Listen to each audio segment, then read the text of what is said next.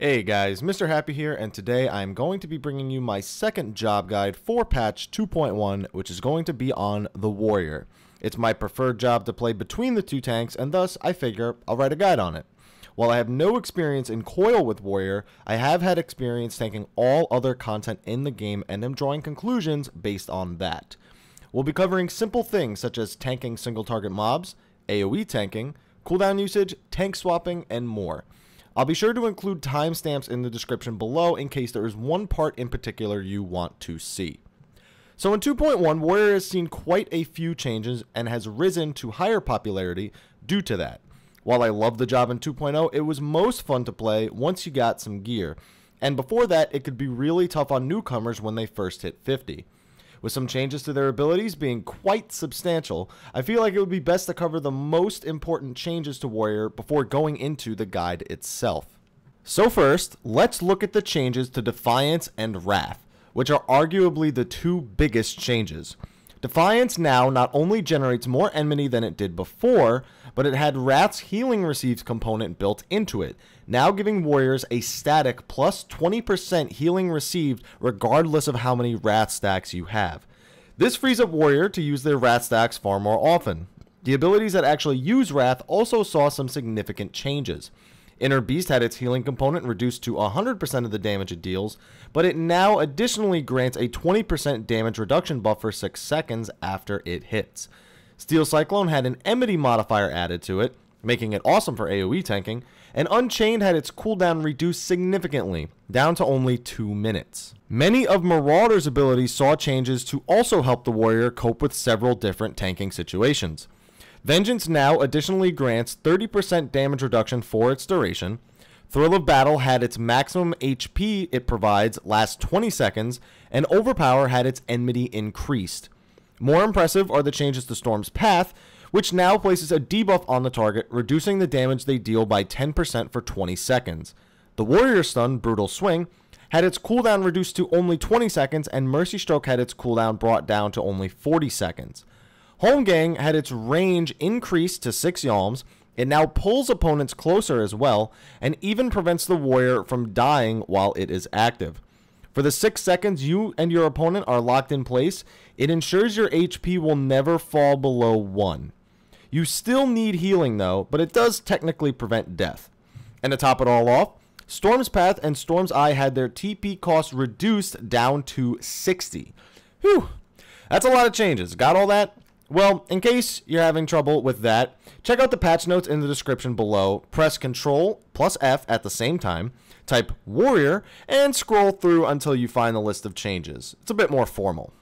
Now before going on, I want to cover a few common words, phrases, and mechanics you will hear during this guide, in case you may be unfamiliar with tanking. So here we go.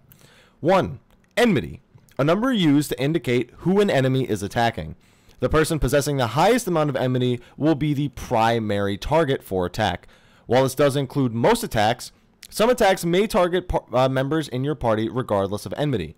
This statistic can be gauged by looking at your party menu and reading the bars under each player's job.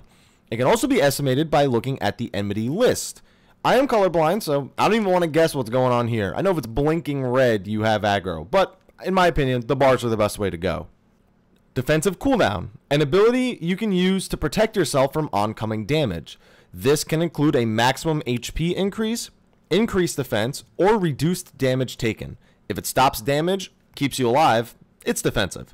3. Tank swapping, the act of taking over tanking on a target in place of another tank.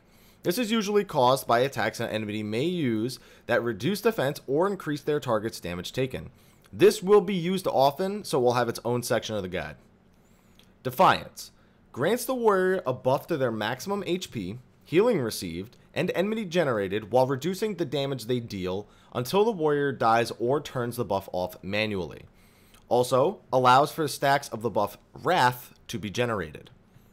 Wrath. This gives the warrior a stacking buff when they use certain abilities that provides increased critical hit chance. When at 5 stacks, a warrior becomes Infuriated. Infuriated grants the warrior the ability to expend all Wrath stacks in exchange for using a powerful move. These powerful moves include Inner Beast, which heals you for 100% of the damage you deal and reduces the damage you take by 20% for 6 seconds.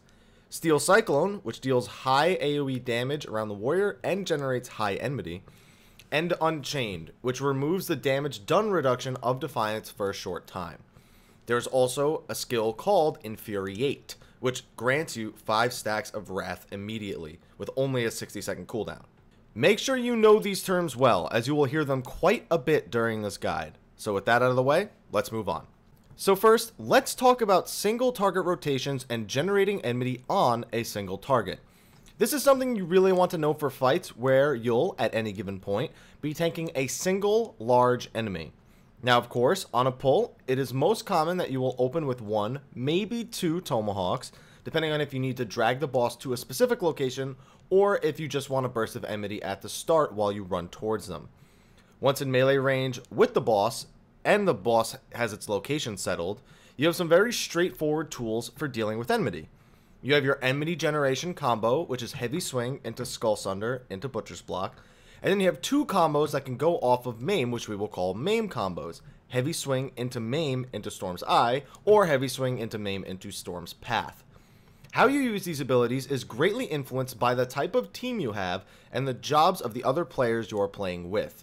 For that reason, I'll cover each possibility and how you should react accordingly. If solo tanking, you'll want to ensure you use Butcher's Block as often as possible to stay at max enmity, especially in fights where there is a large amount of AoE healing, thus a large amount of AoE enmity. Once you have a Butcher's Block combo or 2 off, depending on how stable enmity is in your party, look to put up Storm's Path and reapply it whenever it falls off. Not only does Storm's Path reduce the damage you take significantly, but Maim will increase the damage you deal, which further increases enmity and just speeds up the fight. In this case, using Storm's Eye is optional, since as a solo tank, your primary goal is survival, and only you will benefit from the debuff since only tanks deal slashing damage. However, if enmity is stable, feel free to keep up both Storm's Eye and Storm's Path on a target for increased damage and survivability. If tanking with 2 warriors, this will come down to whether or not you are the one tanking or the other warrior. If you are the one tanking, I recommend primarily using Butcher's Block. The off-tanking warrior is best off rotating between Storm's Eye and Storm's Path to keep both debuffs up permanently. If enmity is stable, feel free to use Butcher's Block as an off-tank as well, as long as it will not pull aggro off of the main tank and both debuffs are already up on the boss. On bosses like Titan, where he has phases with things such as his heart and he himself is untargetable, I recommend avoiding using Butcher's Block as an off-tank. It can cause Titan to turn around despite having a different enmity table than his heart entirely. Not sure what causes this, seems like a bug to me, but I guess we'll see. When the 2 warriors tank swap, this responsibility swaps as well. Basically, the main tank warrior will always just be doing their Butcher's Block combo as often as possible, while the off tank keeps the debuffs up. As the main tank, however, feel free to do a Maim combo of your choice if enmity is solid, since the damage increase also increases your enmity and the damage you deal. It's pretty much just good practice to always try and keep Maim up. If tanking with 1 warrior and 1 paladin, you'll pretty much follow a combined role of responsibilities as if you were solo tanking or rolling with another warrior. When you are tanking the boss, you'll want to ensure you keep Storm's Path up at all times, and use Butcher's Block whenever you aren't. If enmity is stable, feel free to apply Storm's Eye as well. When off-tanking, you are again responsible for Storm's Eye plus Storm's Path, and again you can fill in a Butcher's Block if both are up and enmity is stable, except on situations with things like Titan's Heart. There's one other ability you can use in a single target rotation to generate enmity: Fracture. It's a touchy topic for a lot of people since Fracture costs a lot of TP, and if you use it the entire fight, so I'll briefly discuss when it's a good time to apply it. As a main tank, it ends up coming down to the boss and the support you get from your team, as well as how much skill speed you have. If you have 100% uptime on a boss, Fracture can drain your TP over the course of a long drawn out fight. So unless you are killing bosses like that faster than normal, it's not recommended to use it there.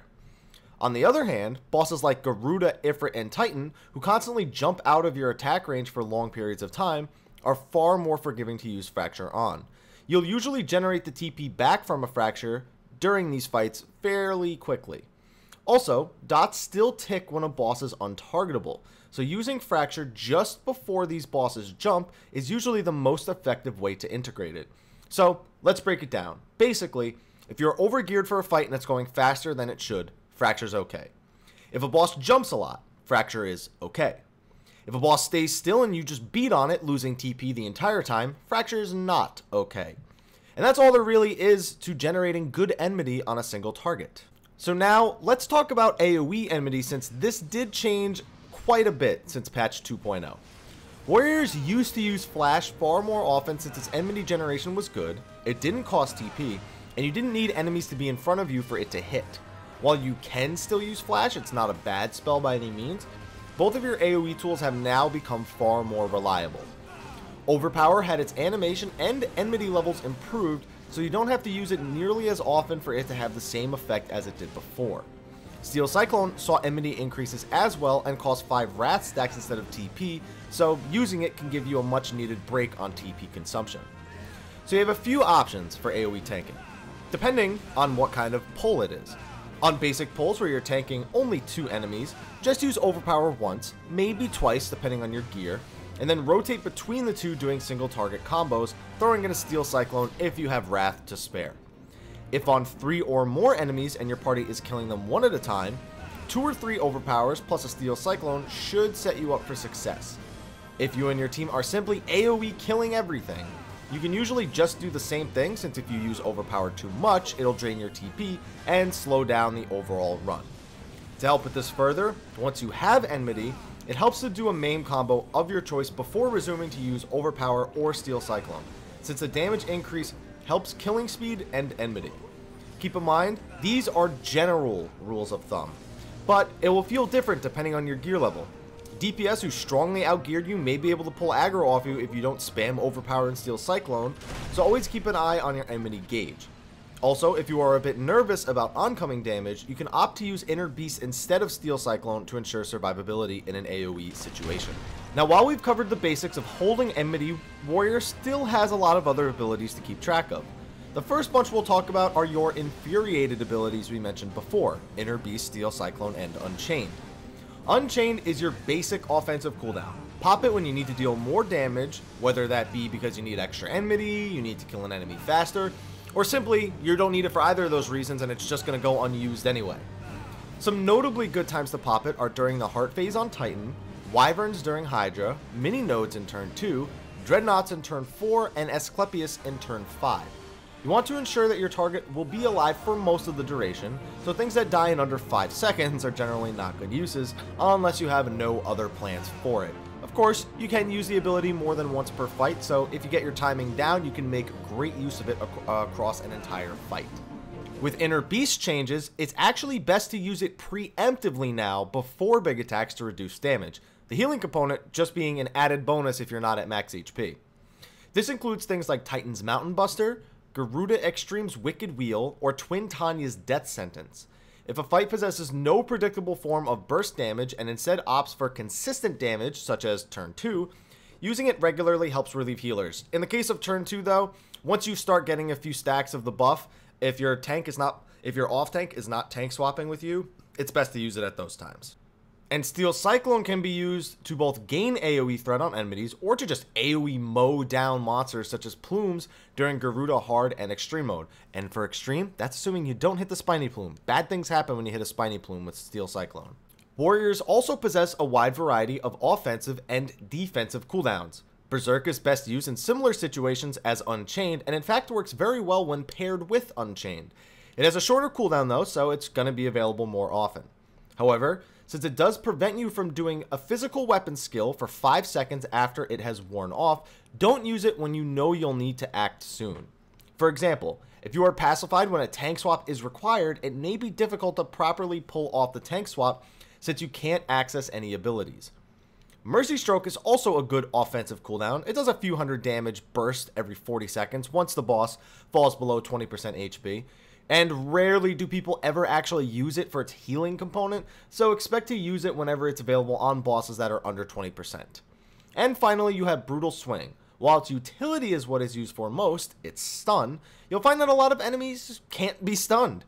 If an enemy can, and must, Be stunned during a fight. Save it to stun those big attacks if your party needs it. If not, feel free to use it whenever it's available to generate additional enmity and just do some extra damage. I sometimes use it right at the start of fights as I'm walking in after a tomahawk before my heavy swing to get a little bit of extra boost in my enmity. That's right, it is off the global cooldown, so you can use it between other skills, which is actually the best time to use it. Defensively, warriors possess Vengeance, Thrill of Battle, Bloodbath, Foresight, and Holmgang. Vengeance, Thrill of Battle, and Foresight all have different effects, but they're all primarily used before taking big damage to ensure your own survival. In some cases, though, they do have other uses, so let's just go through them real quick. Vengeance is best used either before a big attack like Mountain Buster or Death Sentence, or used when AoE tanking 4 or more enemies, both for the damage reduction and to deal some extra damage back to them. Yeah, that's right, don't forget, Vengeance still does damage back to enemies when they physically hit you. Thrill of Battle can be used to give yourself a max HP buffer if you're scared about the damage you're going to take, but often you'll find yourself using it as that quote-unquote oh shit heal component as well, when you fall low on HP after taking some damage and just feel like if you wait for your healers, you're gonna die. Bloodbath is just best used as often as possible, really. Overall, it does heal for quite a bit for its duration, but it's a lot of little healing that no one will notice otherwise, so there's no real key point to pop it. Foresight is considered a quote-unquote soft defensive cooldown since it doesn't reduce oncoming damage all that much. It won't reduce magic damage at all, so only use it when taking a big physical attack, and always pair it with Inner Beast. In fact, you want to pair any of these with Inner Beast, as opposed to pairing them with each other. For example, instead of stacking Vengeance plus Thrill of Battle, stack Vengeance and Inner Beast. Now, Holmgang is a special case. It can hold enemies down for 6 seconds, but that component is almost never used outside of, I guess, the second boss of Wanderer's Palace. If you think the next hit you take is going to kill you, pop it immediately. It's really the only useful time you'll find to use this skill. If you are about to take a death sentence to the face, you have no other cooldowns, no Stone Skin, no Adloquium, no Sacred Soils, no Inner Beast, nothing, and you think it might kill you, pop Holmgang just before it hits, just in case. Keep in mind, since it locks you in place for 6 seconds, using it at the wrong time can get you killed as well. Currently, it is bugged, and even though you are locked in place, you can still be knocked back. They have admitted this is a bug, and it will be fixed. When that happens, you should be able to use it at certain times to avoid knockbacks, but don't rely on it for the time being. Warriors' defensive cooldowns are mostly there to help you with times when you don't have Inner Beast or may take more damage than usual from an attack. For example, on Titan Extreme, his Mountain Buster gives you a stacking debuff. On the first Mountain Buster, just an Inner Beast alone, perhaps with a Foresight, is more than sufficient. On the second Mountain Buster before the tank swap, on the other hand, since it will do significantly more damage, it would be safer to use Inner Beast plus Vengeance. Most groups will tank swap at this point, which gives your cooldowns time to recharge. By the time you get hit by another 2-stack Mountain Buster, several minutes from the time when you got hit by it before, you should have Inner Beast plus Thrill of Battle. To be safe, you might even have Vengeance again. Basically, try not to stack defensive cooldowns other than Inner Beast. Doing Thrill of Battle plus Vengeance usually means you didn't have Inner Beast up, which should never happen for big attacks. You really need to space out those non-Inner Beast defensive cooldowns to ensure you have one for every big attack. Now, when it comes to abilities, you can't conclude without talking about cross-class abilities. Warrior takes from the two classes, Gladiator and Pugilist. For Gladiator, you will absolutely require Provoke if you wish to do any content above hard mode primals. Convalescence is also a great cooldown for when you need bonus healing after a big attack. Using this when you are at 50 to 75% HP and need to be healed up before the next big attack is crucial, and it can also help offset damage increasing debuffs such as in turn 2. It also helps offset debuffs like Infirmity, which reduce the healing you receive. Other than that, no other Gladiator move is really mandatory. Savage Blade is absolutely a waste of a cross-class skill, so don't even bother with that one. Flash can be good to use, not only if you want to save some TP and generate enmity, but it can also be used during Berserk's 5-second pacification timer, which can give you some much needed backup if you become pacified at a bad time. Awareness is also alright, but most big attacks will not critically hit you. I remember in patch 2.0, this ability also prevented you from being critically healed. I'm not sure if it still does that, but since then, I'm pretty wary of using it, especially since it won't reduce damage from attacks like Mountain Buster or Death Sentence. It will prevent the chance of a boss critting you with an auto attack before or after, but that's pretty much it. As for Pugilist, all of these are pretty much debatable since all, except for Haymaker, have potential uses. Featherfoot can be used to dodge attacks like Mountain Buster, which do purely physical damage, but it's unreliable. Second Wind's heal is fairly pathetic, but you can boost it with Berserk, and sometimes healing yourself is pretty clutch, as you've seen with Thrill of Battle. Haymaker I haven't toyed around with too much, but most of your attacks deal higher damage than it, and its slow doesn't apply to most enemies, so I say skip it. Internal Release synergizes very well with your Wrath stacks, granting you extremely high critical hit rate if you have them both up at the same time. This can make for big spikes in damage and enemy, so I like to use this one. Definitely recommend it. And Mantra is good in a few situations. Perhaps it's an off-tank who's currently standing with the group when they take big AoE damage and need to heal up. However, as a defensive cooldown for you, just yourself, only one receiving the healing, it's very subpar. Pick and choose your favorites here with the spare room you have left from Gladiator. Each has their own situational uses. Personally, I'd say go with Internal Release, Second Wind, and Mantra. If you have no Monk, Mantra can definitely still be good on some fights where you'll want to group up and cure. Alright, that's the ability list for warriors, so I suppose now we should talk about some of the finer points on tanking. These tips aren't just specific to warrior, but will be referring to warrior abilities in this part. Now first, we're going to cover something that we spoke about briefly earlier, tank swapping. As mentioned at the start, this action will be required of you to progress through most content that requires 2 tanks.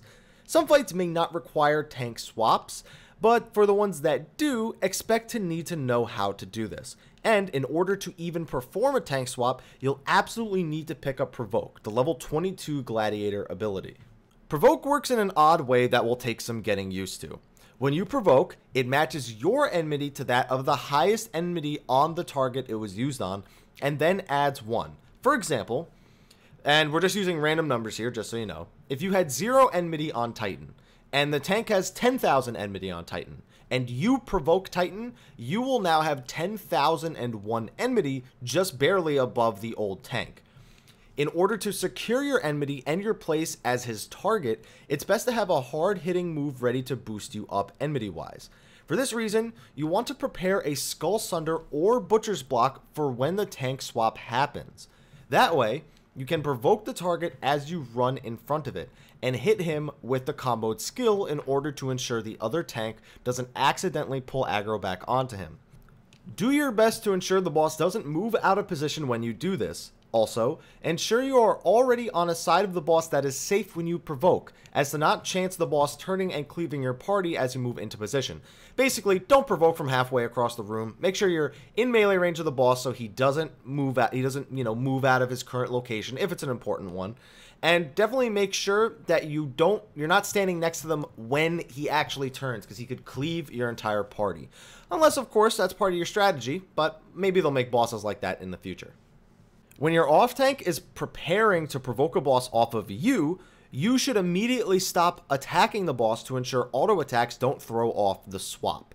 Your best bet is to either turn your character around so you're facing completely away from the boss, or just sheath your weapon. Keep in mind that dots may also affect a tank swap, so avoid applying Fracture before one happens. Granted, the off tank should have a combo prepared for the swap, but you can never be too safe, you know?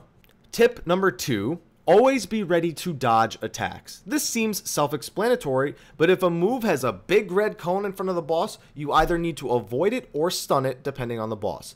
That move is specifically designed to force tanks to have an active role in dodging, and usually punishes them heavily for not doing so.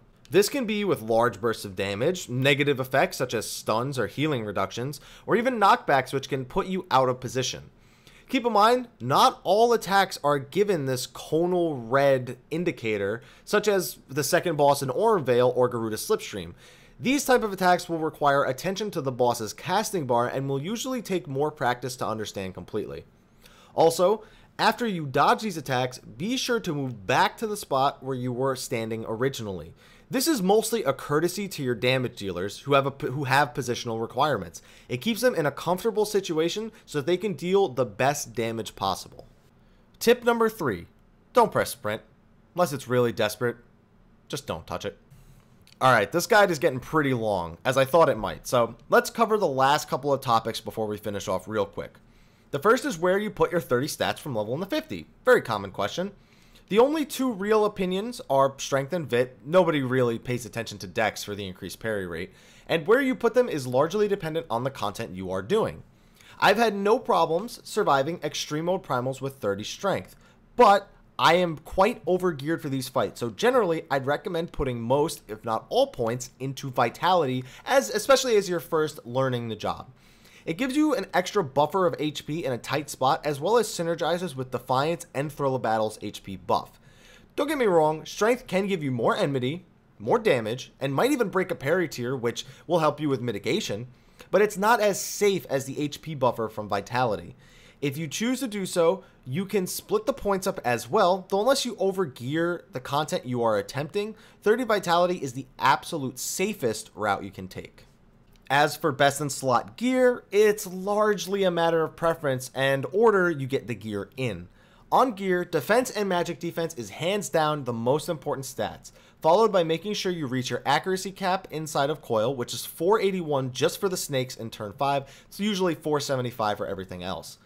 After accuracy, your next stat to focus on is parry, which provides you with steady and sometimes clutch damage mitigation. After that, it's a toss-up.